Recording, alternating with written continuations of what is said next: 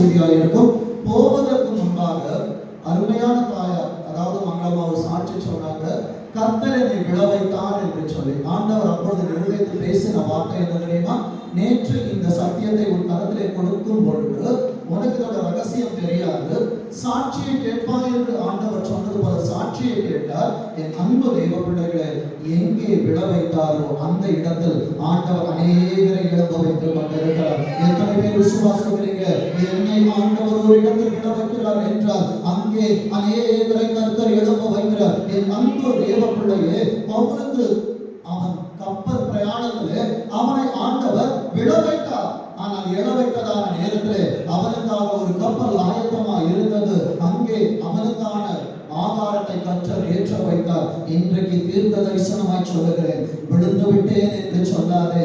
கோதுமை மணியானது நிலத்தில் விழுந்து செத்தால் ஒழிய அது மிகுந்த பலனை கொடுக்க மாட்டாது.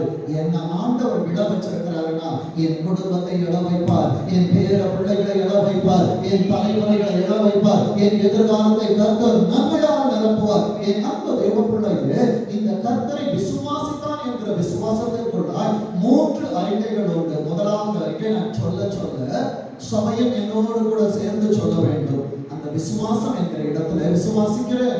அதாவது முதலாவது, பிதாவே உம்மை விசுவாசிக்கிறேன். சொல்லுங்க பாப்போம். பிதாவே உம்மை விசுவாசிக்கிறேன். அடுத்தது, குமாரனே உம்மை சுவாசிக்கிறேன். யாரு?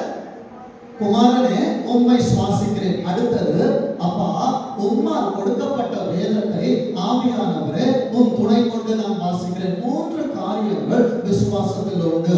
விசுவாசிக்கிறேன், சுவாசிக்கிறேன், வாசிக்கிறேன். இந்த விசுவாசமும் இந்த சுவாசமும் இந்த வாசமும் எவனிடத்தில் இருக்கிறதோ அவன் தலைமுறையை கர்த்தர் கீழே விழ அனுமதிக்க மாட்டார். செவிக்குள்ளாய் கடந்து போவோம். எடுத்த தெய்வ பிள்ளைகள் வாசிக்க பார்ப்போம். ஆதியாகமம் 13வது அதிகாரம் 17வது வசனத்தை வாசிக்க பார்ப்போம். நீ எழுந்து தேசத்தின் நீளமும் அகலமும் எம்மட்டோ அம்மட்டும் நடந்து திரி. என் அன்பு தேவ பிள்ளைகளே, நடந்து திரி என்று சொல்லுகிறதான நேரத்தில் உன் குடும்பத்திற்கு நீ விளக்காய் இருக்கிறாய், உன் குடும்பத்திற்கு நீ தெரியாய் இருக்கிறாய். திருத்துவ தெய்வமா பிதா, குமாரன், பரிசுத்த ஆவியானவர் அவர் துணை கொண்டு நீ நடந்து திரிகிறதான நேரத்தில் உன் திரி அநேக நேரத்திலே அணைவது போல இருந்தாலும் உள்ளம் கையில் வளைத்து வைத்தவர் இன்றைக்கு சொல்லுகிறார், ஆண்டவரே என் வாழ்க்கை முடிந்து போனது, என் ஓட்டம் முடிந்து போனது, இனி என் பிள்ளைகளால் என்ன செய்ய முடியும், என் பிள்ளைகளுக்கு நான் என்ன செய்ய முடியும், என் தலைமுறைகளுக்கு நான் என்ன செய்ய முடியும் என்று எதிர்பார்த்திருக்கிற தேவச்சனமே உனக்காய் கர்த்தர் பேசுகிறார். நீ நடந்து திரிகிறாய், உன்னிடத்தில் ஒன்றும் இல்லாமல் இருக்கிறது. ஆண்டவரிடத்தில் கேட்கிறார், இன்றைக்கு ஒன்றும் இல்லாமல் இருப்பது போல் தோன்றுகிறது, இன்று போல் நாளை இராது. இன்றைக்கு கர்த்தருடைய சமூகத்திலே உன்னை பரிசுத்தம் பண்ணி கொள்கிற தேவ சபையே, நாளைக்கு கர்த்தர் உனக்கு ஒரு அற்புதத்தை செய்வார். அடுத்த வார்த்தை சொல்லுகிறது, உனக்கு அதை தருவேன் என்றார்.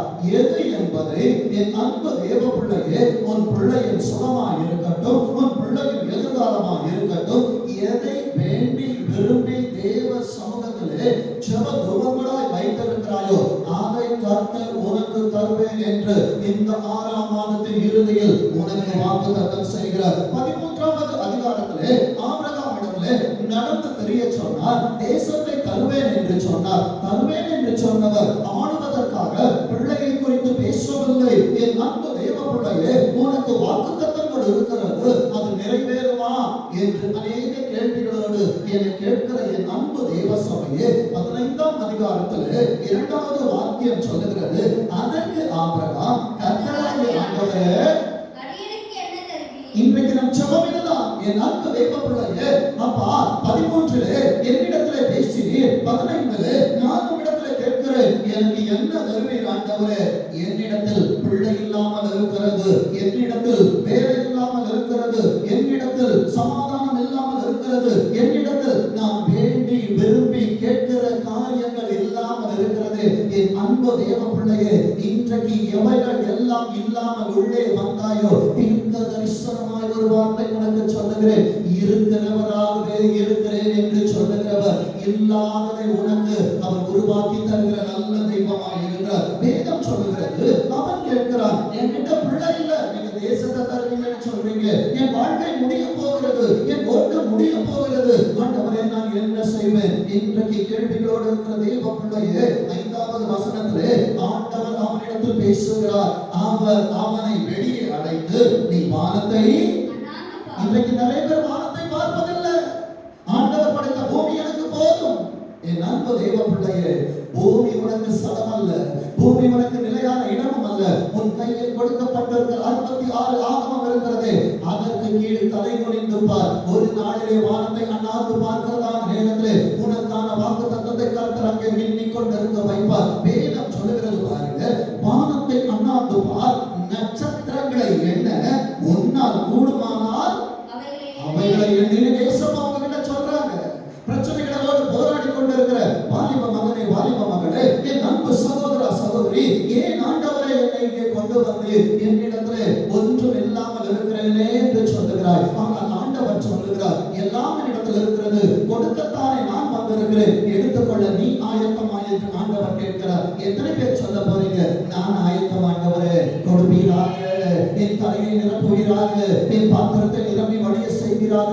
வானத்தை அண்ணாந்து பார்க்க சொன்னவர் நட்சத்திரங்களை காண்பித்து தருகிறார். அதை எண்ணிக்கொண்டு, அதை அவன் எண்ணிக்கொண்டு ஆண்டவர் டிஸ்டர்ப் பண்றாரு.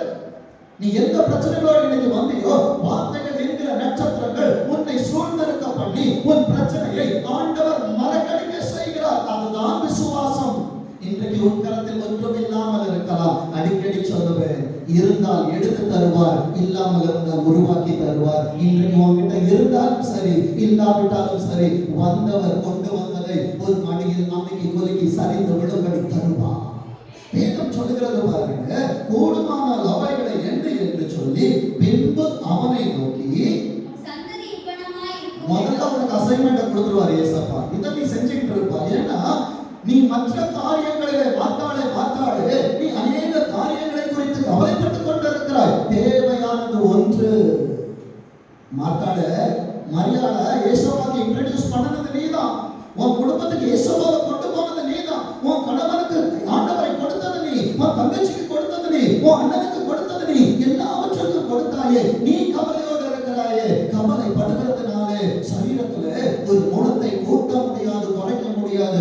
இன்றைக்கு ஆண்டவர் அன்றைக்கு அண்ணாந்து பார்க்க சொன்னவர், இன்றைக்கு நீ தலை குனிந்து ஒரு கரத்தில் இருக்கிற வேதத்தில் இருக்கிற ஒவ்வொரு நட்சத்திரங்களை பார்த்து கொண்டிரு. நீ பார்த்து கொண்டிருக்கிற நேரத்தில் உனக்கானதை, உனக்கானவர், உன்னோடு பேசிக் கொண்டிருக்கிறவர் உனக்காய் காரியத்தை மாறுதலாய் முடிய பண்ணுவார்.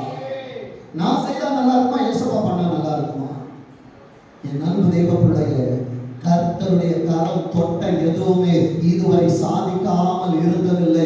இன்றைக்கு கர்த்தர் உன்னை தொடுவார் என்றால் உன்னை கொண்டு அநேக சாதனைகளை கர்த்தர் செய்ய போகிறார். நீ சோதனைகளால் வந்திருக்கிறார், ஆனால் ஆண்டவர் சொல்லுகிறார் அவைகள் சோதனைகள் அல்ல, சாதனைகள் என்று. வேதம் சொல்லுகிறது 6வது வசனத்திலே, அவன் கர்த்தரை, அப்ப ஆண்டவரை விசுவாசிக்கிறேன், சுவாசிக்கிறேன், உம்மை நான் வாசிக்கிறேன். இன்றைக்கு 3 காரியங்களை செய்கிற தேவ பிள்ளையே, அவன் கர்த்தரை வேறு ஒன்றும் ஆண்டவர் இடத்தில் கேட்கவில்லை. அவன் கர்த்தரை விசுவாசித்தான், அதை அவர் அவனுக்கு, நீ நட்சத்திரத்தை எண்ணு, நாம நீதியை என்ற. என் அன்பு தேவ பிள்ளைகளே, உன் நீதி என்ன தெரியுமா? தேவனுடைய சபைக்கு நேரம் தவறாமல் வருவது நீதி. என் அன்பு தேவ பிள்ளையே, நீ செய்கிற செயல்கள் ஒவ்வொன்றையும் கர்த்தர் நீதியாய் பார்த்து கொண்டிருக்கிறார். வேதம் சொல்லுகிறது, கர்த்தர் உன்னிடத்தில் இருக்கிற நீதியை எண்ணிக்கொண்டிருப்பார் என்றால் உன் வாழ்க்கை என்னவா இருக்கும்? ஏசாயா 58வது அதிகாரம் 8வது வசனம் 11வது வசனம் சொல்லுகிறது, அப்பொழுது விடியற் கால வெளுப்பை போல. அப்பா, ராத்திரியில நட்சத்திரத்தை என்ன சொன்னீங்க? நீங்க என்ன பண்றீங்க? விடிகிற வரைக்கும் எனக்கு டைம் கொடு. என் அன்பு தேவ பிள்ளையே, உன் விடியல்கள் சந்தோஷமாய் இருக்கும். மாலைகளே அழுகை தங்கும், காலைகளே களிப்புண்டாகும். இந்த காலை நேரத்திலே என் அன்பு தேவ பிள்ளையே, எதற்காய் கர்த்தரை தேடி ஓடி வந்தாயோ, தீர்க்க தரிசனமாய் சொல்லுகிறேன், உனக்கு களிப்புண்டாக போகிறது. வேதம் சொல்லுகிறது, விடியற் கால வெளுப்பை போல உன் வெளிச்சம் என்ன பண்ணுமா? எழுப்போம். என் அன்பு தேவ பிள்ளைகளே, நீ எழுப்புகிற வரைக்கும் அது எழுப்பாது. கூடாரத்திற்குள் உட்கார்ந்து இருக்கிற வரைக்கும் வெளிச்சத்தை பார்க்க முடியாது. உன் பிரச்சனைகளோடு நீ பேசிக் கொண்டிருப்ப, உன் பிரச்சனைகளோடு போராடி கொண்டிருப்ப. அதை விட்டு ஆண்டவர் கொடுக்கிற நட்சத்திரங்களை எண்ணிக்கொண்டிரு. உன் நீதியை அவர் எண்ணிக்கொண்டிருப்பார். உனக்கான ஒரு நாள் வருகிற நேரத்தில் உன் சுக வாழ்வு சீக்கிரத்திலே துளுக்கும். சொல்லுங்க பார்ப்போம். உன் சுக வாழ்வு சொல்லுங்க பார்ப்போம். பலவீனத்தோடு வருகிறவர்களுக்கு தேவ வார்த்தை வருகிறது. என் சுக வாழ்வு. அப்பா, நான் மருத்துவர்களை பார்த்து கொண்டிருக்கிறேன், மருந்துகளுக்கு செலவு செய்து கொண்டிருக்கிறேன். அப்பா, இனி என் வாழ்க்கையிலே, என் பிள்ளைகள் வாழ்க்கையிலே, என் தலைமுறை வேலையிலே இனி சுகம் இருக்கும் ஆண்டவரே. அந்த சுகம் மனிதனின் சுகம் அல்ல, அது தெய்வீக சுகம் என்று தீர்க்கதரிசனம் வைத்துக் கொண்டிருக்கிற வேதம் சொல்லுகிறது. உன் சுக வாழ்வு சீக்கிரத்தில் துளிர்த்து எங்க எதுவா முன்னால போவோம். என் அன்பு தேவ பிள்ளையே, டாக்டர் ஃபீஸ் அல்ல, ஆண்டவருக்கு நீ கொடுக்கிற ஃபீஸ் என்ன தெரியுமா? அப்பா, உம்மை பாடுகிறேன், உம்மை வாழ்த்துகிறேன், உம்மை துதிக்கிறேன், உமக்காக நேரத்தை தருகிறேன் என்று சொல்லி ஆண்டவருக்காய் வருகிறாய் அல்லவா, ஆண்டவருக்காய் செய்கிறாய் அல்லவா, அந்த நீதிதான் உனக்கு முன்பாக சொல்லும். கர்த்தருடைய மகிமை ஒன்னு பின்னால காக்கும். ஆண்டவரே, பின்னால் வரப்போகிற 7வது மாதம் எனக்கு எப்படி இருக்கும் என்று தெரியாது. 6வது மாதத்திலே கர்த்தருக்காய் நீதியை செய்த தேவ பிள்ளையே, 7வது மாதத்திலே நீ பிரவேசிப்பதற்கு முன்பாக கர்த்தருடைய வார்த்தை உன்னை சந்திக்கிறது. கர்த்தருடைய மகிமை உன்னை பின்னால் காத்து கொண்டு இருக்கிறது. 14வது வசனம், கர்த்தர் நித்தமும் உன்னை நடத்துவார். என் அன்பு தேவ பிள்ளையே, இந்த வாரம் மாத்திரம் அவர் நடத்துகிற தேவன் அல்ல, மரண பரியந்தம் அவர் உன்னை நடத்துவார். வேதம் சொல்லுகிறது, கர்த்தர் உன்னை நடத்தி மகா வறட்சியான காலங்களிலே, என் அன்பு தேவ பிள்ளையே, வறட்சியை பார்த்து கொண்டிருக்கிறாயா? உன் வாழ்க்கை திரட்சியை பார்க்க போகிறது. உன் தொழில் திரட்சியை பார்க்க போகிறது. ஏன் இந்த வறட்சி தெரியுமா? மனிதன் தந்த ஆசீர்வாதங்கள் உன் இருதயத்தில் இருக்கக்கூடாது, உன் பாத்திரத்தில் இருக்கக்கூடாது. கர்த்தரின் ஆசீர்வாதம் ஐஸ்வர்யத்தை தரும். அதனோடு அங்கே வேதனை இருக்காது. வேதனைகள் இல்லாத சாதனைகளை 7வது மாதத்திலே என் அன்பு தேவ பிள்ளையே நீ பார்க்க போகிறாய். நீ அழுது கொண்டிருக்கிறாய், கர்த்தர் உனக்கு வெளிச்சமாய் வருகிறார். துக்க நாட்களை முடிய பண்ணி கொண்டிருக்கிறார். வேதம் சொல்லுகிறது, அவர் உன் ஆத்துமாவை திருப்தியாக்கி உன் எலும்புகளை நீளம் உள்ளதாக்குவார். என் ஆண்டவர் உன் எலும்புகளுக்குள்ளாக சுகத்தை தருவார் என்றார். எத்தனை தரம் விழுந்தாலும், ஏ சத்துருவே, நான் விழுந்தாலும் எழுந்திருப்பேன், கர்த்தர் எனக்கு வெளிச்சமாய் இருப்பார். கரங்களை தட்டி சொல்லுங்க, ஏ சத்துருவே, நீ சந்தோஷப்படாத, எனக்கு சந்தோஷத்தை கொடுங்க. இந்த ஆராதனையிலே எனக்காய் பேசுகிற ஒரு தெய்வம் எனக்காய் பேசிக் கொண்டிருக்கிறார். அவர் நீளமுள்ளதாக்கினார். நான் எப்படி இருப்பேன் தெரியுமா? நீர் பாய்ச்சலான தோட்டத்தை போல. சொல்லுங்க, நீர் பாய்ச்சலான தோட்டத்தை போலவும் ஆசீர்வாதம் வற்றாதுங்க. சோதிச்சு பாருங்க, கர்த்தர் உனக்கு ஆசீர்வாதம் என்று எழுதுகிறார். வேதம் சொல்லுகிறது, ஆதியாகமம் 21வது அதிகாரத்திலே 2வது வசனத்திலே, ஆபிரகாம் முதிர் வயதாய் இருக்கையில் சாராள் கர்ப்பவதியாகி தேவன் அதை மட்டும் அண்டர்லைன் பண்ணிக்கோங்க. வயசு ஒரு மேட்டர் இல்ல. இங்க முதிர் வயதா இருக்கிறவங்க இருக்கிறீங்க. என் பிள்ளைய எப்படிப்பா காப்பாத்த, இவ்வளவு நாள் காப்பாத்திட்டேன். என் பேர பிள்ளைகளை என் பிள்ளை வளர்க்க கஷ்டப்படுறானே, என் மகன் வளர்க்க கஷ்டப்படுறானே. என் அன்பு தேவ பிள்ளையே, கர்த்தர் பார்த்துக் கொள்வார். விசுவாசி, அதுதான் உனக்கு நீதி.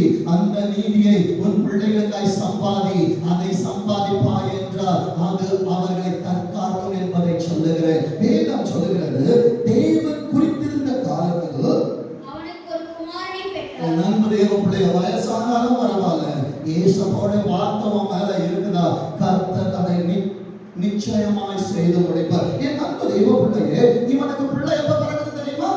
நம்ம வாழ்க்கையை முடிக்கிற நேரத்துல தான் ஆண்டவர் ஆபிரகாமின் வாழ்க்கையை துவங்குகிறார். அதே அதிகாரத்தில் 5ஆம் வசனம் சொல்லுகிறது, தன் குமாரனாகிய ஈசாக்கு பிறந்த போது ஆபிரகாம், இயேசு கிறிஸ்துவின் நாமத்துல சொல்றேன், நம்ம சபையில 100 வயசுல யாரும் இல்லை. என் அன்பு தேவ பிள்ளையே, 100வது வயதிலே தன் வாழ்க்கையை துவங்கினவரை கர்த்தரால் நடத்த முடியும் என்றார். வாழ்க்கையை துவங்க வைத்தவர் உன் வாழ்க்கைக்கு தேவையானதை தரமாட்டாரா? இந்த 6வது மாதத்திலே உனக்கு நான் சொல்லுகிற நற்செய்தி என்ன தெரியுமா? கர்த்தரால் கூடாத காரியம் ஒன்றுமில்லை என்று. என் அன்பு தேவ பிள்ளைகளே, பிள்ளைய வந்துட்டாரு. இப்ப சந்தோஷம் ரொம்ப. ஆபிரகாமுக்கு விருந்து பண்றோம், விருந்த சேதனம் பண்றோம், எல்லாம் பண்றோம். ஆண்டவர் அமைதியா இருக்கிறார். என் அன்பு தேவ பிள்ளைகளே, சில காலங்களில் ஆண்டவர் உனக்கு சந்தோஷமான நிகழ்வுகளை தருவார். ஆண்டவர் அமைதியாக நீ வாழ்ந்து சுகித்திரு.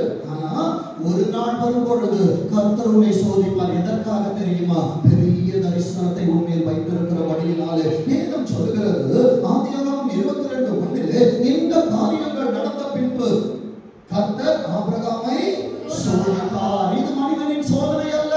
அநேக நேரத்தில் நம்ம சொல்றோம் மனிதர்கள் என்னை கைவிடுறாங்க. இல்ல, கர்த்தர் சோதிக்கிறார், உன்னை தனிமைப்படுத்துகிறார். அவர் உன்னை தனிமைப்படுத்துகிறார் என்றால் அவர் உன்னை தன் கரத்தில் எடுத்து அநேகருக்கு மறைத்து தனக்கு பிரியமான இடத்திலே உன்னை ஒளித்து வைக்கிறார் என்று புரிந்து கொள். என் அன்பு தேவ பிள்ளையே, அந்த சோதனை என்னவென்றால் 2வது வசனம், அப்பொழுது அவர் உன் புத்திரனும் உன் ஏகசுதனும் உன் நேசகுமாரனுமாகிய எவ்வளவு அழகா சொல்றாரு பாருங்க. இவன் சொன்னோட என் பிள்ளைய பத்தி ஆண்டவர் எவ்வளவு வாழ்த்துறாரு பார்த்தீங்களா?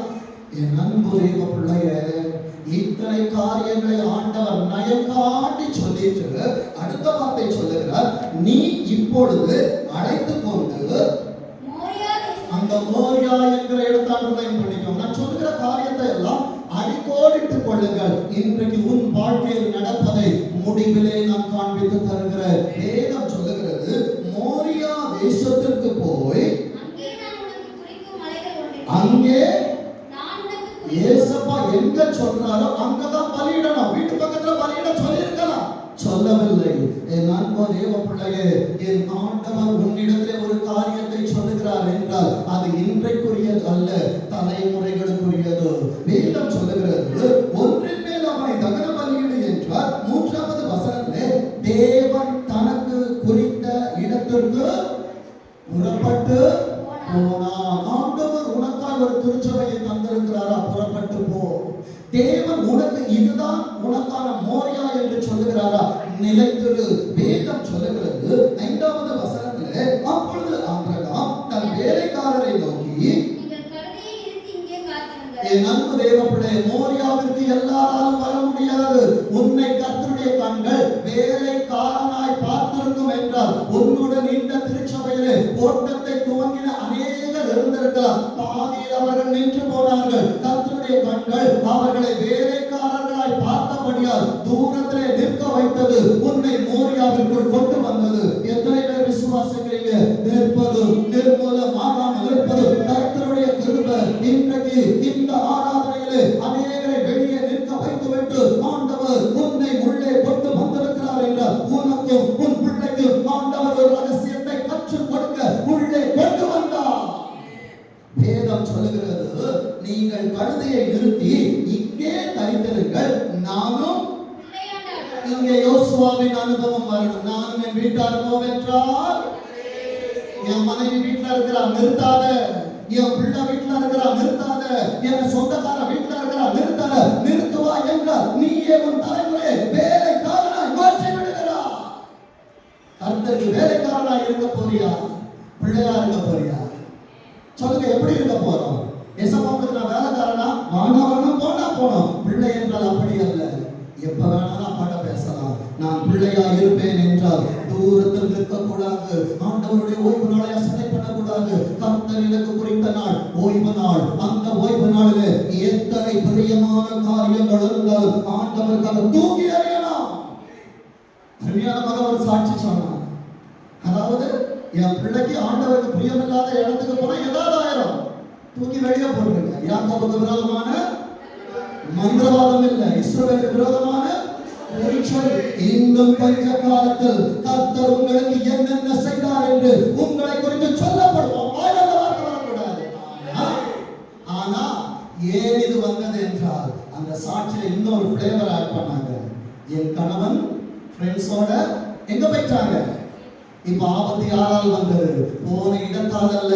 என் பிள்ளைக்கு ஆண்டவருடைய நாமத்தை தரித்திருக்கிறேன். என் அன்பு தேவ பிள்ளைய பிசாசுகள் என் பிள்ளைய பார்த்து நடுங்குமே தவிர என் பிள்ளை பிசாச பார்த்து பயப்படாது.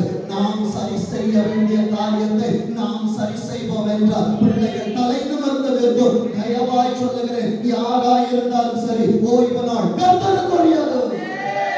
வேதம் சொல்லுகிற வார்த்தை பாருங்க, 6வது வசனத்திலே ஆபிரகாம் தகன பலிக்கான கட்டைகளை எடுத்து பிள்ளைக்கு வலிக்கும் பாஸ்டர், பிள்ளை தாங்காது, பிள்ளைக்கு நிறைய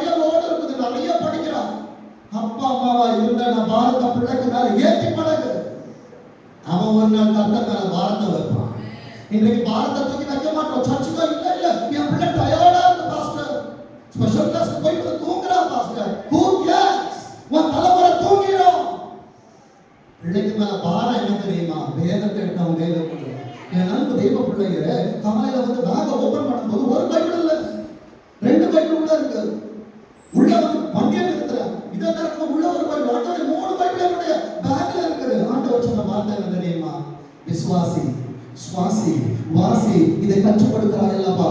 3 பட்டயங்களை உன் கரத்தில் தந்திருக்கிறேன். இனி இந்த பட்டயம் அமைதியா இருக்காது. நம்முடைய பிள்ளையே கர்த்தருடைய கரம் பராக்கிரமம் செய்ய போகிறது. எழுதி வைத்துக்கொள். இந்த ஆராதனையிலிருந்து மகிமையை பார்க்க போகிறாய். இந்த ஆராதனையிலிருந்து கேட்டாலும் சரி கேட்கலனாலும் சரி கர்த்தர் சொல்லுகிறது. சொல்லுவதில் தலைவர் விடுத்த கடமை. வேலைக்காரன் இருக்கிறான். ஒரு சர்டன் ஸ்டேஜ் வரும்போது உன் பிள்ளை ஆசீர்வதிக்கப்படணும்னா எல்லாருக்கும் அல்ல, உன் பிள்ளைகளுக்கு கற்றுக் கொடுக்க வேண்டியது, உன் பிள்ளைகள் மேல் ஏற்ற வேண்டிய பாரத்தை நீ ஏற்றித்தான் ஆக வேண்டும். வேதம் சொல்லுகிறது பாருங்க, தன் குமாரனாகிய ஈசாக்கின் மேல் வைத்து தன் கையிலே நெருப்பையும் கத்தியையும் எடுத்துக்கொண்டு இருவரும். இன்னைக்கு சர்ச்சுக்கு வரும்போது எத்தனை குடும்பம் கூடி வருது? தனித்தனியா வரதுனாலதான் சத்துரு தனித்தனியா கடைய வதைக்கிறான். சேர்ந்து வந்துச்சுன்னா என் அன்பு தேவ பிள்ளையே கணவனை குறித்து மற்றவர்கள் மனைவியிடத்தில் சொல்ல முடியாது, மனைவியை குறித்து கணவரிடத்தில் சொல்ல முடியாது. தயவாய் சொல்லுகிறேன் என் அன்பு பிள்ளைகளுக்கு, திருச்சபைக்கு வருகிற நேரத்தில் என்ற மட்டும் குடும்பமாய் வந்து கர்த்தரை ஆராதிக்கப்படும். வேதம் சொல்லுகிறது பாருங்க, 7வது வசனத்துல பிள்ளை கேட்குது. நீ பாரத்தை வச்சாதான் பிள்ளை கேட்கும். ஆண்டவரே, ஏன் ஆண்டவரே என் மலை இவ்வளவு பாரம்? சண்டே கிளாஸ்க்கு போகணும், நோட்டை எல்லாத்தையும் சொன்னாதான் பிள்ளை கேட்கும். சண்டே கிளாஸ்ல என்னப்பா சொல்லி தருவாங்க அது எனக்கு தெரியாது, கர்த்தர் பார்த்துக் கொள்வார். நீ சொல்ல வேண்டும் என்றால் பிள்ளைகளுக்கு நீ முன்னோடியா இருக்கணும். வேதம் சொல்லுகிறது, தகன பலிக்கு ஆட்டுக்குட்டி எங்கே? இன்னைக்கு பிள்ளை என்ன கேட்குது? சீட்டு கிடைக்குமா? என்ன நீங்க படிக்க வைப்பீங்களா? எந்த பிள்ளையாவது கேட்குதா? ஆண்டவருக்காக நான் என்ன செய்ய வேண்டும் அப்பா? என் அன்பு தேவ பிள்ளையே, பிள்ளையானவனை நடத்த வேண்டிய வழியிலே அவனை நடத்து. முதல் வயதிலும் அவன் அதை விடாது இருப்பான். என் அன்பு தேவ பிள்ளையே, 8வது வசனத்துல அப்பா சொல்ற வார்த்தையை பாருங்க, என் மகனே, தேவன் தமக்கு தகன பலிக்கான அப்பா நான் MBBS படிக்கணும், கர்த்தர் பார்த்துக் கொள்ளுவார். அப்பா நான் இன்ஜினியர் ஆகணும், கர்த்தர் பார்த்துக் கொள்ளுவார். கர்த்தர் மேலில் உன் பாரத்தை நீ வைத்தால் தானே உன் பாரத்தை பிள்ளை நீ வைக்கும் பொழுது நீ சொல்லிக் கொடுக்க முடியும். அப்பாவை நம்பாத, மலைகள் விலகும், பர்வதங்கள் நிலை பெறும். கர்த்தருடைய கிருபைதான் பின்னால காக்கும். என் அன்பு தேவ பிள்ளையே, 9வது வசனத்தின் 2ஆம் பகுதி, அங்கே ஆபிரகாம் ஒரு பலிபீடத்தை அந்த பலிபீடத்தை உண்டாக்கி என்பதை அண்டர்லைன் பண்ணிக் கொள்ளுங்க. என் அன்பு தேவ பிள்ளைகளே, பலிபீடத்தை உண்டாக்க வேண்டும் என்றால் என்ன பண்ணணும்? ஒவ்வொரு கல்லா என்ன பண்ணணும்? எடுத்து வைக்கணும். அதே போலதான் நீ ஒவ்வொரு வாரம் ஆராதனைக்கு வருவது ஒவ்வொரு கல்லாய் நீ எடுத்து வைக்க வைக்க உன் பிள்ளைகளின் வாழ்க்கை கட்டப்பட்டு கொண்டு வருகிறது. வேதம் சொல்லுகிறது பாருங்க, 12வது வசனத்திலே, அப்பொழுது அவர் பிள்ளையாண்டாமே பலிபீடத்தை கட்டினது நீயா இருக்கலாம், வீடு உனக்குரியதா இருக்கலாம். என் அன்பு தேவ பிள்ளையே, உன் கர்ப்பத்தில் கொடுத்த பிள்ளை எனக்குரியது. என்ன விசுவாசிக்கிறீங்க? நான் வளர்ப்பதை விட என் அப்பாட்ட கொடுத்துட்டேன்னா எங்க அப்பா ரொம்ப நல்லா வளர்த்துருப்பாரு. ஏன்னா எனக்கு ஞானம் பார்த்தாது, அவர் சர்வ ஞானி. சர்வ ஞானிகிட்ட கொடுத்துட்டேன்னா அம்மா என் பிள்ளை எங்க போறான்னு தெரியல, என் பிள்ளை எங்க நிக்கிறான்னு தெரியல. ஆனா உங்களுக்கு தெரியும், கர்த்தருடைய கண்கள் 7 கண்கள் பார்த்து கொண்டு இருக்கிறது அல்லவா? எனக்கு கூட 2 கண்ணு தான். ஆனா ஏசப்பாட்ட கொடுத்துட்டேன்னா என் பிள்ளை என்ன செய்யணும்? சரியான நேரத்துல இந்த தருதலைய ஆண்டவர் இங்கே கொண்டு வந்து பேச வைத்தார் என்றார். என் அன்பு தேவ பிள்ளையே, கர்த்தருக்காய் உழைத்து கொண்டிருக்கிற தேவ சனமே, உன் பிள்ளையை கர்த்தர் பாதுகாத்து பராமரிக்க மாட்டாரா? வேதம் சொல்லுகிற வார்த்தையை பாருங்க, பிள்ளையாண்டான் மேல் உன் கையை போடாத, நீ ஒண்ணும் செய்யாது. என் பிள்ளைக்கு எப்படி கல்யாணம் நடக்குமா? என் பிள்ளைக்கு வேலைக்கு நான் என்ன பண்ணுவேன்? உன் பிரச்சனை இல்லை, அது கர்த்தருடைய வச்சாங்க. ஏன் தெரியுமா? அதற்கு முன்பாக 9-12 பாத்தீங்கன்னா பிள்ளைய கட்டுறான், கொண்டு போய் பலிபீடத்துல வச்சுட்டான். அர்த்தம் என்ன தெரியுமா? ஏசப்பா நான் கட்டிட்டேன், இனி நீங்க கொடுத்தாலும் சரி, என்ன எங்க அப்பா சொன்னது போலதான், ஜோசுக்கு ஆண்டவர் சொன்னது போல, இத கொடுத்தாலும் சரி எடுத்தாலும் சரி, என் அன்பு தேவ பிள்ளைய அவர் எடுக்கவில்லை, இன்னும் கொடுத்து பேச வைத்திருக்கிறார். வேதம் சொல்லுகிறது பாருங்க, நீ அவனை உன் புத்திரன் என்றும் உன் ஏக சுதன் என்றும் பாராமல் யாருக்காக? கர்த்தர் எனக்காக யாவையும் செய்து முடிப்பார் என்று சொல்லி சங்கீதம் 138:8. எத்தனை பேர் அறிக்கப்படுறீங்க? கர்த்தர் உனக்காக எதையாவது செய்ய வேண்டும் என்றால் கர்த்தருக்காக நீ என்ன செய்தாய்? உன் பிள்ளையை எனக்காக ஒப்பு கொடுத்தபடியால் நீ தேவனுக்கு பயப்படுகிறவன் என்று ஏசப்பா எப்பார் என்று புகழ்வார் தெரியுமா? தசமபாகம் கொடுத்தேன் ஆண்டவர், முழங்காலில் நின்றேன் ஆண்டவர், நாம் முழுவதும் உபவாசம் இல்லை. உன் எதிர்காலத்தை யாருக்காய் கொடுத்தாய்? இப்பொழுது ஆண்டவர் அறிந்து கொள்ள வேண்டும் என்றால் என் அன்பு தேவ பிள்ளையே, போன வாரம் பாஸ்டர் விசுவாசத்தோட சர்ச்சைக்கு வரார். விசுவாசத்தோட சர்ச்சைக்கு வரும்போது பாடகர்களை காணவில்லை. சரி, போன வாரம் பாடகர்களை காணவில்லையே, பாடகர்கள் ரொம்ப பாடி டயர்டாயிட்டாங்க. சரி, இன்றைக்கு பிள்ளைகள் பாடுவார்கள் என்றால் காலங்கள் ஓடுகிறதை தவிர பிள்ளைகளை காணவில்லை. என் அன்பு தேவ பிள்ளையே, கர்த்தர் உன்மேல் பிரியமா இருக்க வேண்டும் என்றால் கிட்ட வந்துட்டு ஆசீர்வாதத்திற்கு ஒரு நாளில் பெற்றுக்கொள்ள வேண்டிய ஆசீர்வாதத்தை 40 நாளில் கடக்க வேண்டியது 40 வருடமாய் மாற்றிவிடாது. என் அன்பு பெற்றோரே, உங்களுக்கு தயவா சொல்ற இரட்டிப்பான நன்மையை கேட்பது பெருசல்ல, அது இன்றைக்கே வேண்டும் என்றால் என் அன்பு தேவ பிள்ளையே, ஓய்வு நாள் முழுவதும் கர்த்தருக்கு உரியது. என் அன்பு தேவ பிள்ளையே, இப்பொழுது எல்லா பெற்றோருக்கும் ஒரு காரியத்தை சொல்லுகிறேன், உங்க பிள்ளைகளை பாடகர்களாய் நிறுத்தி பாருங்க. இந்த பிள்ளைகளின் பாடல்களை கேட்கிற நேரத்தில் அநேக அலங்கங்களை கர்த்தர் உடைய பண்ணுவார். அப்ப சொல்லுவீங்க, பாஸ்டர் என் பிள்ளைய கூட்டிட்டு போறீங்க, எங்க பிள்ளைகளை பாட வச்சீங்க, எங்க பிள்ளைகளை ஆராதிக்க வச்சீங்க, எங்கள் தலைமுறைகள் நிமிர்ந்து நின்று கொண்டிருக்கிறது. இன்றைக்கு பிள்ளைகளை அர்ப்பணித்துப்பார் கர்த்தர் உயரத்திலே அழகு பார்க்கிற நாட்கள் வருகிற நேரத்தில் உங்கள் சாட்சி பரலோகத்தை மகிமைப்படுத்திக் கொண்டிருக்கும். போன வாரத்துல நீங்க இழந்தீங்க, ஆனா ஒரு சகோதரி குடும்பமா வந்தாங்க. கர்த்தர் செய்த காரியம் என்ன தெரியுமா? இதுவரைக்கும் அந்த பிள்ளை சர்ச்சில் பைபிள் வாசிச்சு நான் பார்த்ததே இல்லை, ஆனா அங்க வந்து கர்த்தரை மகிமைப்படுத்துவதை கர்த்தர் பார்க்க வைத்தார். என் அன்பு தேவ பிள்ளையே, உள்ளே எத்தனை வாஞ்சைகளை கர்த்தர் தருவார் என்பது தெரியாது. நீ இழப்பதை இன்னொரு குடும்பம் பெற்றுக் கொண்டிருக்கிறது. அது மாத்திரம் அல்ல, நீ உபாகமத்தை 14 அதிகாரத்தை வாசிச்சுட்டு முடிச்சு வந்து ஜெபிக்கும் போது அநேக ஆசீர்வாதங்களை குடும்பத்திற்கு கர்த்தர் தர வைத்தார். ஏன் தெரியுமா? நீ கர்த்தருக்காய் உன் நேரத்தை இழப்பாய் என்றால் அவர் நேரத்தை இழந்து எல்லாவற்றையும் உன் கண் காண அவர் தருவார். அதனால் தயவா சொல்றேன், என் அன்பு பிள்ளைகளே, இயேசுவோட சமூகத்தை உதாசீனப்படுத்திராதீங்க. நீங்க நினைக்கிறீங்க நான் போனாதான் பாட்டு இல்லைங்க, கழுதையை கொண்டு பாட வைப்பார், மீனை கொண்டு பாட வைப்பார், ஒன்றுக்கு உதவாதவர்களை கொண்டு கர்த்தர் தன் காரியத்தை செய்ய வைப்பார். காலையில வரும்போது பார்த்தேன், பிரதர் வந்தாரு, 2 வீலர்ல. பிரதர் ஆட்டோ எங்க? இல்ல பாஸ்டர், நாங்க அடைச்சு வச்சனால நான் இப்படி சுத்தி வந்த பாஸ்டர். ஆண்டவர் அடைத்தது எதற்காய் தெரியுமா? நீ என்ன செய்ய போகிறாய்? ஒருவனை நம்பி ஊழியம் அல்ல, ஒருவனை நம்பி பாடல் அல்ல. அன்பு பெற்றோரே, உன் பிள்ளைகள் வாழ வேண்டும் என்றால் உன் பிள்ளைகளை தூரத்தை சொல்லி வளர்க்காதீங்க, காலத்தை காட்டி வளர்க்காதீங்க, கர்த்தரை பார்க்க சொல்லி கொடுங்க. யாருக்கும் தடை செய்யவில்லை. என் அன்பு தேவ பிள்ளையே, இது முடிந்து இன்னொரு ஆராதனை இருக்கிறது. என் பிள்ளையோட ஆசீர்வாதத்தை கேட்கணும்னு நினைக்கிற பெற்றோர் யாரா இருந்தாலும் சரி, வாங்க, பிள்ளைகளுக்கான வார்த்தை, என் பிள்ளையோட எதிர்காலம் எப்படி இருக்கும் அப்படின்னு தெரிஞ்சுக்கணும்னா தைரியம் எடுத்துட்டு இன்னைக்கு திருவொற்றியூருக்கு வாங்க. உன் பிள்ளையின் எதிர்காலத்தை காண்பித்து தருகிறேன். யாரோடு கர்த்தர் பேசுகிறாரோ அவர்கள் வாங்க, அங்கே கர்த்தர் எழுதுவார், உன் பிள்ளைகளை வாழ வைப்பேன் என்று. என் அன்பு தெய்வ பிள்ளையே, வேதம் சொல்லுகிறது 13வது வசனத்திலே, ஆபிரகாம் தன் கண்களை ஏறெடுத்து பார்க்கும் போது,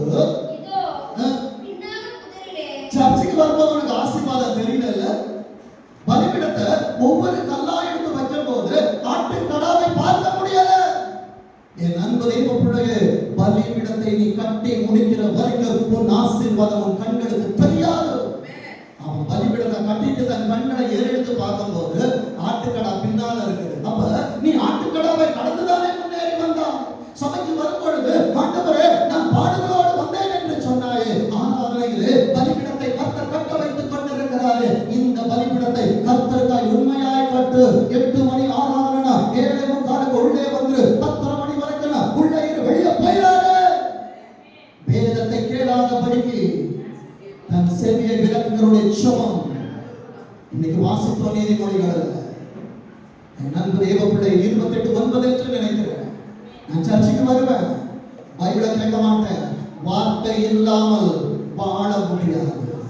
வார்த்தையானவர் இல்லாமல் குடும்பத்தை நடத்த முடியாது. சர்ச்சுக்குள்ள வந்துட்டியா, மனுஷனுடைய வார்த்தையை கேட்டு வெளியே ஓடாத, உள்ள உட்கார்ந்து. உட்காரவில்லை என்றால் அலைந்து திரிகிற நாட்களை கர்த்தர் கொண்டு வருவார். இன்னைக்கு உன் கையில துருத்தி இருக்கு, அலைஞ்சு தெரிஞ்சாலும் பரவாயில்ல, என் குடும்பத்தை காப்பாத்திடுவேன். ஒரு நாள் துருத்தி காலியாயிரும். துறவை தேடி வருகிற நாட்கள் வரும். என் அன்பு தேவ பிள்ளையே, துறவு உன் கண்களுக்கு திறக்கப்பட வேண்டும் என்றால், உன் கண்கள் திறக்கப்பட வேண்டும் என்றால் பலிபீடத்தை இன்றைக்கு சம்பனிட வேண்டும் என்று சொல்லுகிறார் வேதம். சொல்லுகிற வார்த்தையை பாருங்க.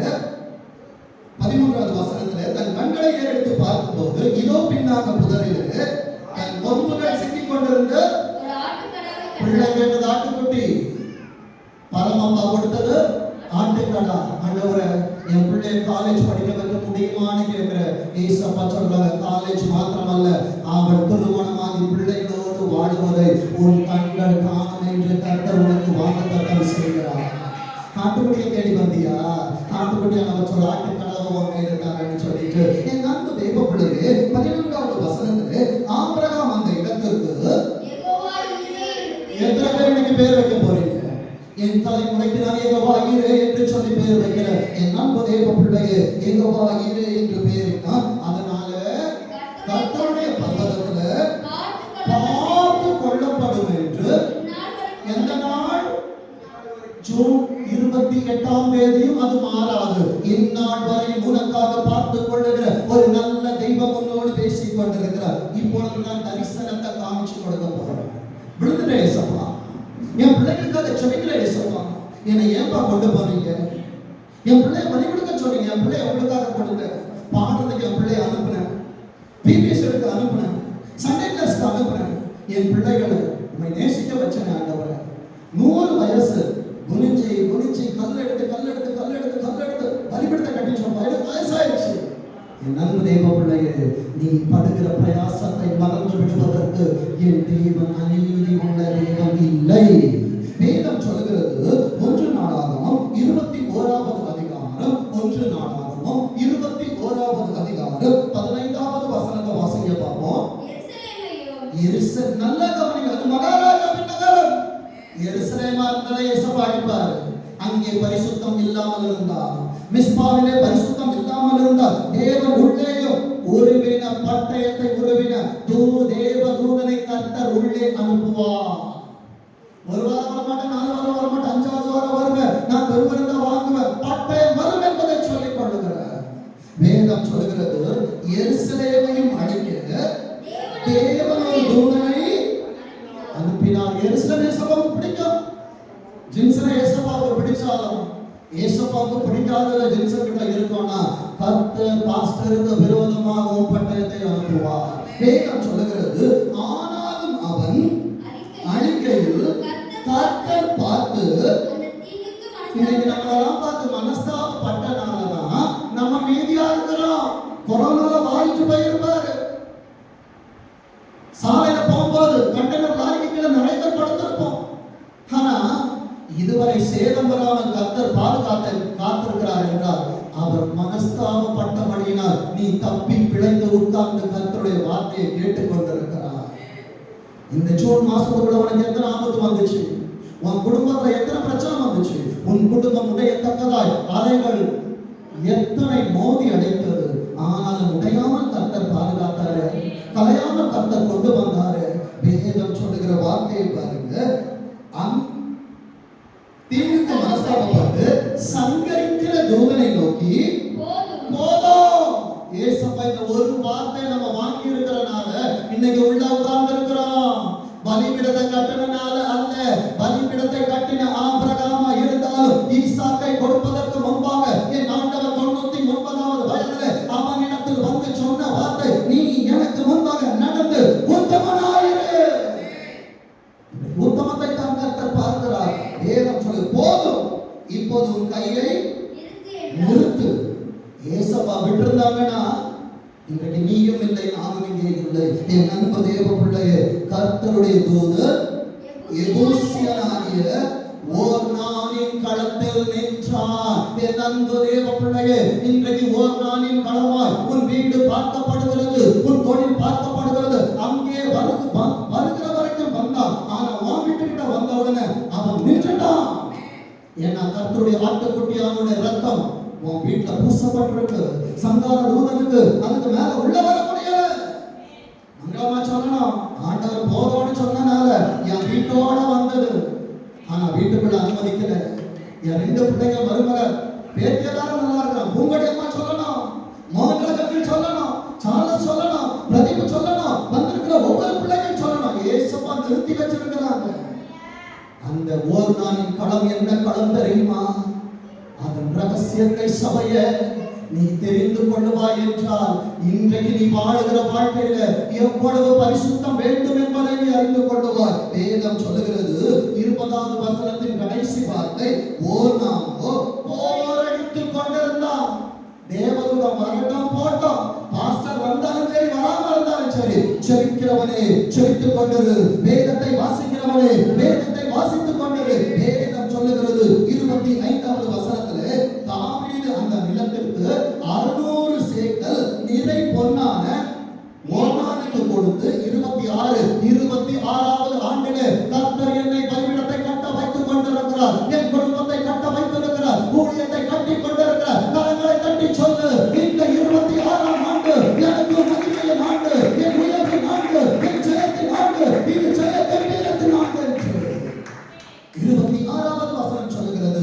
அங்கே கர்த்தருக்கு ஒரு பலிபீடத்தை கட்டி, அப்பொழுது பலிபீடத்தை கட்டினாதான் 2வது பகுதி சொல்லுகிறது, அப்பொழுது அவன் வானத்திலிருந்து சர்வாங்க தகன பலிபீடத்தின் மேல் இறங்கின அக்கினியால் அவனுக்கு மறு. இன்னைக்கு நீ கற்றதான பலிபீடத்திற்கு என் அன்பு தேவ பிள்ளையே, எலியாவே நீ தனியா நிக்கிற, உனக்கு எதிரா 450 தீர்க்கதரிசிகள் இருக்கா. வானத்திலிருந்து அக்கினி இறங்கி கொண்டிருக்கிறது, உனக்கு உதவியாக பரலோகம் வந்து கொண்டிருக்கிறது. நீ செலுத்துகிற பலியை கர்த்தர் அங்கீகரிக்கிறார். சொல்லுங்க, என் தலைமுறையை கர்த்தர் அங்கீகரிக்கிறார், என் குடும்பத்தை கர்த்தர் அங்கீகரிக்கிறார், என் தொழிலை கர்த்தர் அங்கீகரிக்கிறார் என்று 27வது வசனத்தை சத்தமா வாசிக்க போவோம். தன்னுடைய பட்டயத்தை உரையில் போட திரும்ப போட வேண்டும் என்று கர்த்தர் அவனுக்கு சொன்னார். ஏசப்பா ஒரு செகண்ட் தாமதிச்சிருந்தாங்கன்னா இடிச்ச வண்டி உன் தலையில ஏறி இருக்கும், வந்த பிரச்சனை உன்னை மூழ்கடிச்சிருக்கும். ஆனா ஏசப்பா உரையில் போட்டு நிற்க வைத்திருக்கிறபடியால் இன்றைக்கு நீ நின்று பேசிக் கொண்டிருக்கிறார். என் அன்பு தேவ பிள்ளையே, இந்த ஓர்னானின் களம் என்ன தெரியுமா? 2 நாளாகமம் 3வது தீர்க்கதரிசன வார்த்தையை பேசுறேன். பைபிள் வைத்திருக்கிற எல்லா தேவ பிள்ளைகளும் மோரியா என்கிறதை அண்டர்லைன் பண்ண சொன்னேன். ஓர்னானின் களத்தை காண்பிச்சு கொடுத்த இந்த மோரியாவின் மகத்துவத்தை காண்பித்து கொடுக்க போறேன். என் பிள்ளைங்க எப்படி இருப்பாங்க, என் பேர பிள்ளைங்க எப்படி இருப்பாங்க, என் தலைமுறை எப்படி இருக்கும்னு சொல்லி கேட்கிறவங்களுக்கு 2 நாளாகமம் 3வது அதிகாரம் 1வது வசனத்தை வாசிக்க. பின்பு சாலமோன். சாலமோனுக்கு ஆபிரகாமுக்கு என்ன சம்பந்தம்? ஒன்றும் கிடையாது. எத்தனையோ தலைமுறைகள் தாண்டிடுச்சு. ஒரு வயதான அப்பா, ஒரு பிள்ளை மோரியாவுக்கு ஏறி போய் ஒவ்வொரு கல்லா எடுத்து பலிபீடத்தை கட்ட வச்சாருல்ல, அதுதான் அஸ்திபாரம். இன்னைக்கு உனக்காக, உன் பிள்ளைக்காக செபிக்கிறேன்னா, உன் தலைமுறைக்காக நீ அஸ்திபாரத்தை போட்டு இருக்கிற. வேதம் சொல்லுது, பின்பு சாலமோன் எருசலேமிலே, இந்த எருசலேமை தான் ஏசப்பா அழிக்கிறவன தூதனை அனுப்பினாரு. தூதனை அனுப்புறவர் எங்க வரைக்கும் வந்து நின்னுட்டாரு? ஓர்னானின் களத்துல வந்து நின்னாரு, உன் பக்கத்துல வந்து நின்னுட்டாரு, உன் வீட்டு பக்கத்துல நின்னுட்டாரு, உன் குடும்பத்து பக்கத்துல நின்னுட்டாரு. ஏன் நின்னாரு தெரியுமா? ஒவ்வொரு கல்லா எடுத்து அஸ்திபாரத்தை போட்டல்ல, புத்தி உள்ள ஸ்திரீயா உன்னை கட்ட வைப்பாரு, அவர் கையால் அவரை இடிக்க அவர் விட மாட்டதான் மனஸ்தாபப்பட்டாரு. வேதம் சொல்லுது, எருசலேமிலே தன் தகப்பனாகிய தாவீதுக்கு காண்பிக்கப்பட்ட என்ன மலை? இன்னைக்கு ஏசப்பாயன் ஈசாக்க வீட்டு பக்கத்திலே பலியிட சொல்லி இருக்கலாம். ஏன் உன் பிள்ளைய பலியிடத்துக்கு கொண்டு வர சொன்னார் இப்ப தெரியுதா? காலங்கள் மாறலாம், சூழ்நிலைகள் மாறலாம், அநேக தலைமுறைகள் கடந்து போனாலும் கர்த்தர் வாக்கினால் சொன்னதை கரத்தினால் நிறைவேற்றுவார். வேதம் சொல்லுது, தாவீதுக்கு காண்பிக்கப்பட்ட மோரியா என்னும் மலையிலே எபூசியனாகிய ஓர்னானின் கணம் என்னும் தாவீது குறித்து வைத்த ஸ்தலத்துல கர்த்தருடைய ஆலயத்தை கட்ட துவங்கினார். கரங்களை தட்டி சொல்லு, இன்றைக்கு என்னை ஆண்டவர் கல்லு போட வைக்கிறார், என் பிள்ளை மேல கை போட வைக்கல. அழிப்பதற்கு கொண்டு வரவில்லை, கட்டுவதற்கு கொண்டு வந்தார். இன்றைக்கு நீ எங்கேதான் கல் எடுத்து வச்சிருக்கிறாயோ உன் தலைமுறைகள் ஆலயத்தை கர்த்தர் கட்ட வைப்பார். இது தாவீது குறித்தது அல்ல. மோரியாவிலே ஒரு வயதான தகப்பனை கொண்டு ஈசாக்கை கொண்டு கர்த்தர் அன்றைக்கு குறித்தது. இன்றைக்கு இந்த சத்தத்தை உன்னை குறித்து ஆண்டவர் சொல்லுகிறார் என்ற உன் தலைமுறையிலே கர்த்தர் அநேக காரியங்களை ஸ்தாபிப்பார். ஏசப்பாக்கு கொஞ்சம் பிள்ளைகளோடு ஆராதிக்கிறப்பா, சொன்னாங்க நல்ல ஒரு ஆராதனை கொடுக்கணும். எழுதி வைத்துக்கொள், இந்த ஆராதனை வயதானும் வயதாகாவிட்டால் ஒரு நாளிலே மகிமையான ஆராதனையாய் அநேக பாடகர்கள், அநேக ஆராதனை வீரர்கள் என்று கர்த்தரிங்கே எழுந்தவற்ற நேரத்தில் அன்றைக்கு சொல்லுகிற வார்த்தை என்ன தெரியுமா? அவன் சொன்னது 1 ராஜாக்கள் 8வது அதிகாரம், எழுதி வைத்துக் கொள்ளுங்கள். 1 ராஜாக்கள் 8வது அதிகாரம் 15வது வசனம், 2 நாளாகமம் 6வது அதிகாரம் 4வது, 2 ஒரே வார்த்தை தான். ஏன் பாஸ்டர் நான் முதல் ஆராதனைக்கு வரணும்? ஏன் பாஸ்டர் நான் 2வது ஆராதனைக்கு வரணும்? என் அன்பு தேவ பிள்ளையே, கர்த்தர் ஒரு வார்த்தை 2 முறை சொல்லுகிறார் என்றால் அது நடந்தது. சொல்லுங்க பாப்போம், அது நடந்தது. எத்தனை பேர் விசுவாசிக்கிறீங்க? என் வாழ்க்கையிலே கர்த்தர் செய்து முடித்து விட்டார். அந்த வார்த்தையை வாசிக்க பார்ப்போம். அவன் சொன்னது இஸ்ரவேலின் தேவனாகிய கர்த்தருக்கு ஸ்தோத்திரம். எத்தனை பேருக்கு ஸ்தோத்திரம் சொல்ல போறீங்க? 2 கை வருது, மீதி கையெல்லாம் தான். எல்லாரும் ஒரே தூக்குங்க பார்ப்போம். ஆண்டவரே, தண்டார்பட சபையில கையை தூக்கி இருக்கிற இந்த திருவத்தியூர் சபையில இறந்தோம். எத்தனை கையை நாங்க பார்க்கிறோம் பார்ப்போம். வேதம் சொல்லுது, இஸ்ரவேலின் தேவனாகிய கர்த்தருக்கு ஸ்தோத்திரம், அவரின் தகப்பனாகிய இன்னைக்கு மங்களமாக கட்டளையிட்டிருக்கிறார் என்றார், ரூபிஸ்டலாக கட்டளையிட்டிருக்கிறார் என்றார். இன்றைக்கு பிள்ளைகளை வைத்திருக்கிற ஒவ்வொரு பெற்றோருக்கும் சொல்லுகிறேன், உன் பிள்ளை உன்னை குறித்து இப்படிதான் சாட்சி சொல்லுவான். என் தகப்பனாகிய தாவீதுக்கு வாக்கினால் சொன்னதை தம்முடைய கையினால் சாட்சினாலே அப்பாவை கொண்டு கர்த்தர் சொன்னது இன்றைக்கு திருவொற்றியூர் பகுதியில் ஒரு காலத்துல கர்த்தர் நிற்க வைத்திருக்கிறார் என்றார். தம் வாக்கினால் சொன்னதை கரத்தினால் நிறைவேற்றினார். சாட்சியாய் சொல்லுகிறேன், இன்றைக்கு சாட்சிகளை கேட்கிறதே வச்சனவே உன் வாழ்க்கை சாட்சியாய் மாறிக்கொண்டிருக்கிறது. வேதம் சொல்லுகிறது, நம்ப முடியல. ஏசப்பா சொன்னா இப்படி இருக்கும் தெரியுமா? 2 நாளாகமம் 7:3 வாசிங்க. ஏசப்பா இப்படிதான் சொல்லுவாங்க, அக்கினி இறங்குகிறதையும் மகிமை பின்னால காப்பான்னு சொன்னல. முன்னால ஏசப்பாவை வந்து ஆராதிக்க வந்து இது நீதி. உன் பிள்ளைகளுடைய வாழ்க்கை மகிமை, பிள்ளைகள் வாழ்க்கை மகிமையாக இருக்க வேண்டும் என்றால் என்னை கேட்கிற அன்பு பெற்றோரே, நீ யாராக இருந்தாலும் சரி, உன் பிள்ளைகளுக்கு நன்மை செய்ய பழகு. துரோகம் செஞ்சிடாதே. வேதம் சொல்லுகிறது, கர்த்தருடைய மகிமை ஆலயத்தின் மேல் தங்கி இருப்பதையும் இஸ்ரவேல் புத்திரர் எல்லாரும் கண்டபோது தலைவரிசை மட்டும் தலையிலே முகம் குப்புற குனிந்து பணிந்தது. இப்ப சபையோட சேர்ந்து சொல்லட்டும், கர்த்தர் நல்லவர், கர்த்தர் நல்லவர், கர்த்தர் நல்லவர், அவருடைய கிருபை என்றும் உள்ளது என்று சொல்லி கர்த்தரை துதித்தார்கள். அன்றைக்கு மலையிலே ஒரு வயதான தகப்பனோடு ஒரு வாலிபன் ஏறி போனா, ஆராதிப்பதற்கு ஒருவன் இல்லை. ஆனா இன்றைக்கு தாவீது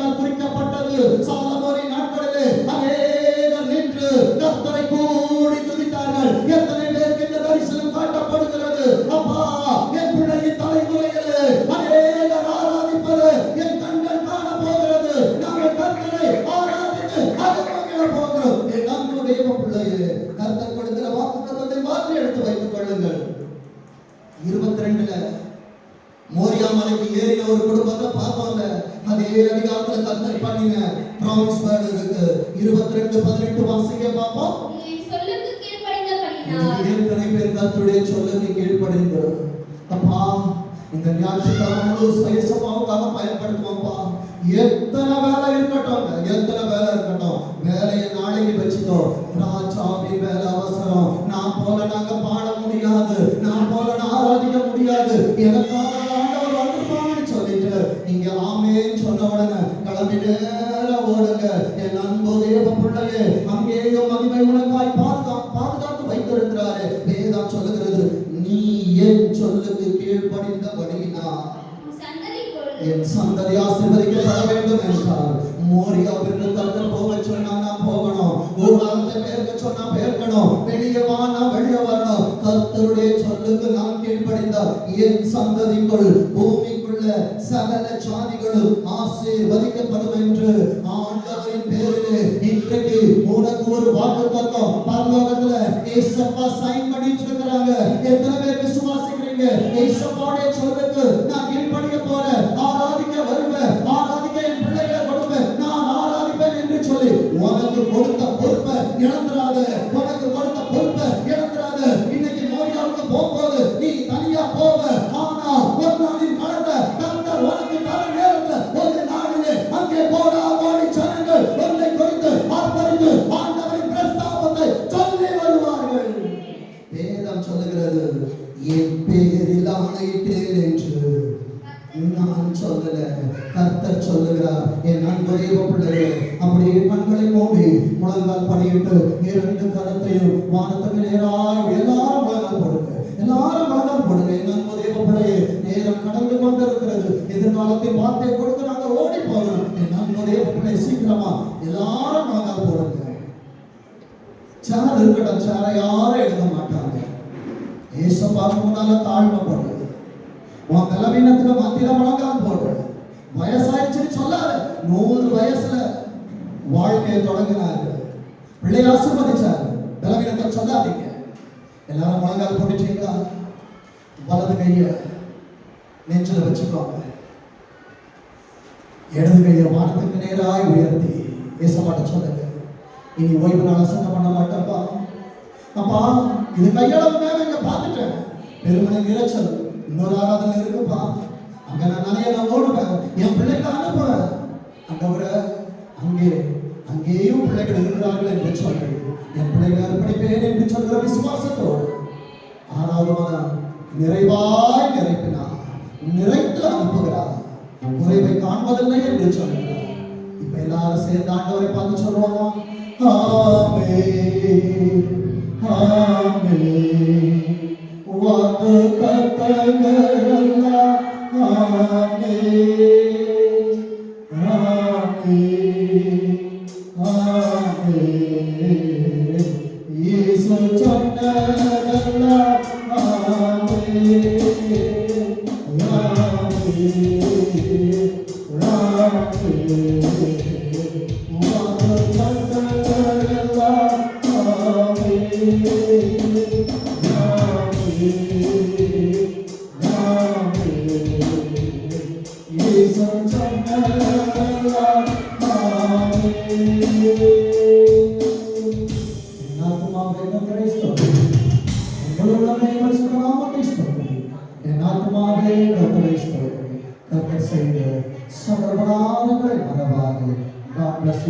நிறைந்து வழி நடத்துவாராக.